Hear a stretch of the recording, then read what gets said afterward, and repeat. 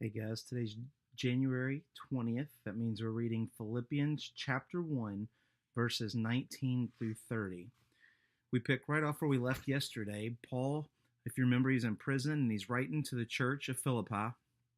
And yesterday he was writing for the point of encouraging them, but also telling them his hope. His hope is to advance the gospel, whether he's in prison or not. Even though he's in prison, he's having bad times, he's still fulfilling the gospel.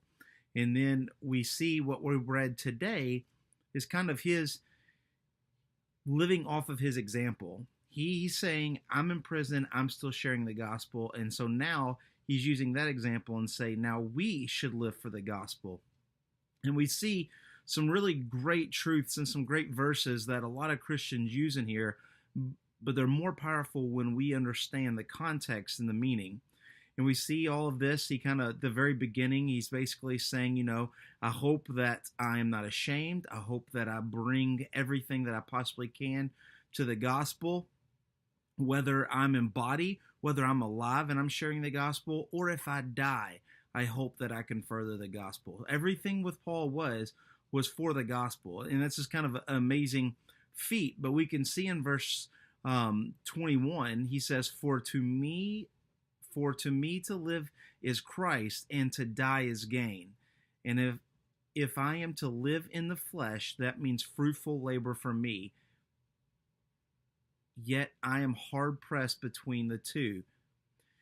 What Paul is saying is, he's saying, if I'm alive, it's awesome. I'm going to share the gospel, and we're going to see fruitful labor. I'm going to share the gospel until people come to Christ, come to the knowledge of faith.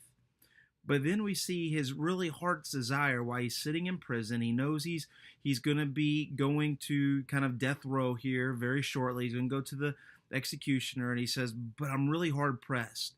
I really want to share the gospel. I really want people to come to know the kingdom. But I'm really pressed between the two, because my desire, and you see this in verse 23, is to depart and to be with Christ, because I know that is far better. Wow, what a hope for Christians. Here's Paul, one of the greatest authors of the New Testament, wrote most of the New Testament. He gives us a little glimpse into heaven, and he says, you know what? Living on this earth, sharing the gospel, that's fantastic.